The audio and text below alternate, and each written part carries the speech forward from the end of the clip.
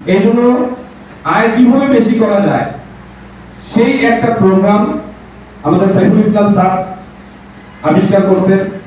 দীর্ঘদিন তিনি এটা নিয়ে গবেষণা করছেন। দেখেন, আল্লাহ তাআলা প্রত্যেকটা মানুষকে সফলতা দেওয়ার পিছনে মানুষকেই পরিশ্রম করতে আগ্রহী করছেন। আমরা তো দেখছি প্রত্যেকটা নবী রাসূলকে আল্লাহ তাআলা আমাদের মডেল হিসেবে পাঠিয়েছেন, ঠিক কি না? নাইলে কোরআনুল কারীম নাযিল করাটাই যথেষ্ট ছিল, কিন্তু নবী রাসূল পাঠানোর প্রয়োজন কি ছিল? আল্লাহ তাআলা নবী রাসূল এই জন্যই পাঠাইছেন যে নবী রাসূল আমাদের বাস্তব মডেল। নবী রাসূল খাবারও খায়, নবী রাসূল ঘুমও যায়, নবী রাসূল রাস্তাও হাঁটে, নবী রাসূল হালাল উপার্জনও করে। এটা থেকে আমাদেরকে শেখার জন্য আল্লাহ তাআলা নবী রাসূলকে পাঠাইছেন। ইউসুফ আলাইহিস সালামকে তো আমরা দেখছি, ঠিক কি না? ইউসুফ আলাইহিস সালামকে আমরা কিভাবে দেখছি? কোরআনের মাধ্যমে দেখছি, হাদিসের মাধ্যমে দেখছি। কিভাবে দেখছি? কোরআনের মাধ্যমে, হাদিসের মাধ্যমে দেখছি। কিন্তু বাস্তবে কি আমরা দেখছি?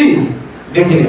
তো উলামায়ে কেরামের কাছ থেকে আমরা শুনি, কোরআনের ব্যাখ্যা থেকে আমরা জানি ইউসুফ আলাইহিস সালামকে জুলেখা 7টা বন্ধ দরজার ভিতরে বিশাল এক বাংলা প্রাসাদের ভিতরে তাকে শেষ কক্ষে নিয়ে গেছে।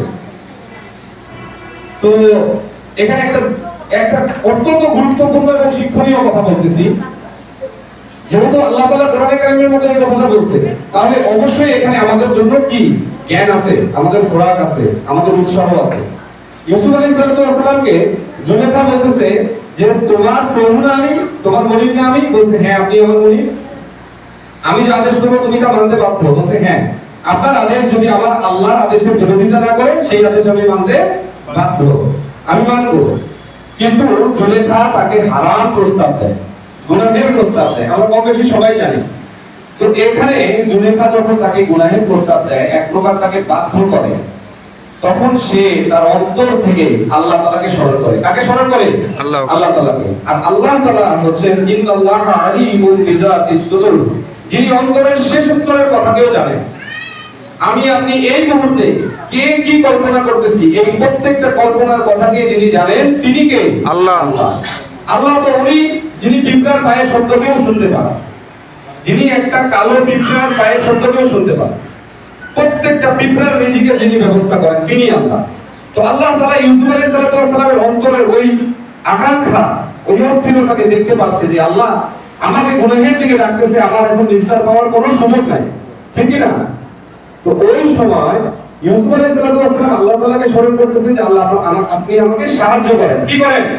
সাহায্য করেন।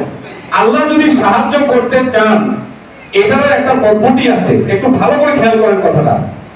আল্লাহ চাইলে দরজাটা খুলে দিতে পারতেন সাথে সাথে। ইউসুফ আলাইহিস সালাম খোলা দরজা দেখে দৌড় দিতে পারতেন। দরজা খোলা আছে, এরপরে ইউসুফ আলাইহিস সালাম দৌড় দিয়ে বের হয়ে গেলেন। এটা সহজ হইতো না? জি। কিন্তু আল্লাহ তাআলা কি করলেন? ওহী নাযিল করলেন।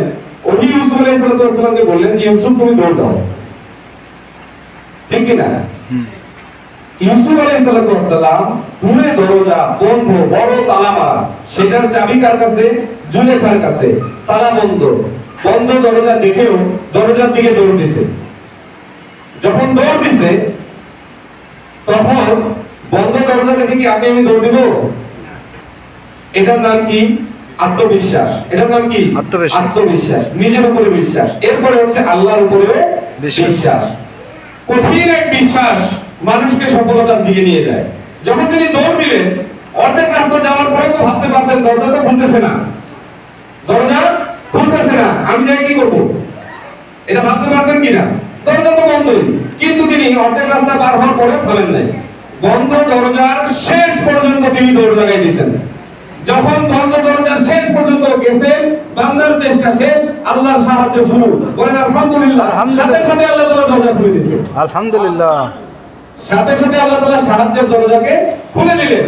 এইটা কোরআনে আল্লাহ তাআলা আমাদেরকে, আবার এই ঘটনা কয়েকশো বছর আগের ঘটনা, কয়েক হাজার বছর আগের ঘটনা, কোরআনে যাওয়ার অর্থটা কি আমাদের জন্য আল্লাহ তাআলা দিয়েছে যে তোমার দরজা যদি বন্ধ থাকে, তোমার যদি আত্মবিশ্বাস থাকে, আমার উপরে ভরসা থাকে, যত বাধাই আসুক না কেন, যত বিপদেই আসুক না কেন, তোমার ভিতরে এই বিশ্বাস থাকতে হবে আল্লাহ আমাকে সাহায্য করবেন ইনশাআল্লাহ। সবাই বলেন ইনশাআল্লাহ। ইনশাআল্লাহ আল্লাহ আমাদেরকে সাহায্য করবে।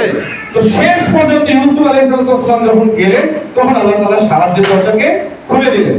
তো আমাদের একটা ভিতরে আত্মবিশ্বাস থাকতে হবে যে আমি আমার পরিবারকে ট্যাকেল করব, আমার সমাজকে, আমার যত দায়িত্ব আছে আমার উপরে আমি সব পালন করব, কিন্তু আমি সফল হইতে চাই। কি হইতে চাই? সফল হতে চাই। আল্লাহকে দেখান ইনশাআল্লাহ সফল হইতে চাই। কে কে? ইনশাআল্লাহ সফল হতে চাই। ইনশাআল্লাহ আমরা সফল হইতে চাই। আল্লাহ আপনি দেখেন আমরা এই কোটি কয়েক মানুষ আপনার উপরে ভরসা করে হাত উঠাইছি। আল্লাহ আপনি আমাদেরকে সফলতা দান করেন ইনশাআল্লাহ। আল্লাহ তাআলা আমাদেরকে অবশ্যই সফলতা দিবেন। এর মধ্যে দরজা বন্ধ দেখা গেলেও অনেক সময় যদি আমাদের সামনে দরজা বন্ধ দেখাও যায়, আমরা কি করব? যে রাস্তায় হাঁটা শুরু করছি, যদি আমাদের বিবেক বুদ্ধি বলে যে না এটা সঠিক রাস্তা, এটা কি রাস্তা? সঠিক রাস্তা, এটা হালাল রাস্তা, এটা বৈধ রাস্তা, এটা গন্তব্যে পৌঁছানোর রাস্তা, এটা লক্ষ্যে পৌঁছানোর রাস্তা, এটা সফলতার রাস্তা, এটাই আমি সফল হব, আমার সাথে হাজার হাজার মানুষ সফল হবে, এইটা যদি আপনি বুঝতে পারেন, যত বাধাই আসুক শেষ পর্যন্ত পৌঁছাবেন কে? ইনশাআল্লাহ। ইনশাআল্লাহ। ইনশাআল্লাহ পঞ্চম। ইনশাআল্লাহ আল্লাহ তাআলা আমাদেরকে কবুল করেন। এর পাশাপাশি আমাদের লাগবে মা বাবার দোয়া। কি লাগবে? মা বাবার দোয়া। আমরা যারা মা বাবার সাথে কথা বলি না, আমরা অবশ্যই চেষ্টা করব মা বাবার সাথে কথা বলা, ফোন করা। নিজের যে কোনো একটা কাজে যাবেন, মাকে 1 মিনিট ফোন করবেন যে মা আমি এই কাজটাই যাচ্ছি, দোয়া করিও আমার জন্য। এইটা আপনার উপরে এত বড় রহমতের ছায়া নিয়ে আসবে, এত বড় সাহায্যের দরজা উন্মুক্ত করবে, আপনি কল্পনাও করতে পারবেন না ইনশাআল্লাহ। আমরা যদি মা বাবাকে বলি, তাদের টাকা পয়সা কিচ্ছু না থাকুক, কালো হয়ে যাক, বৃদ্ধ হয়ে যাক, হাতে লাঠি আসুক, মাথায় কোনো বুদ্ধি না থাকুক, শুধু বলবেন, মুখ দিয়ে যদি বলে যা বাবা আল্লাহ তো ভালো রাখুক, আছে না এরকম? বলে না? এইটাই বড় দোয়া।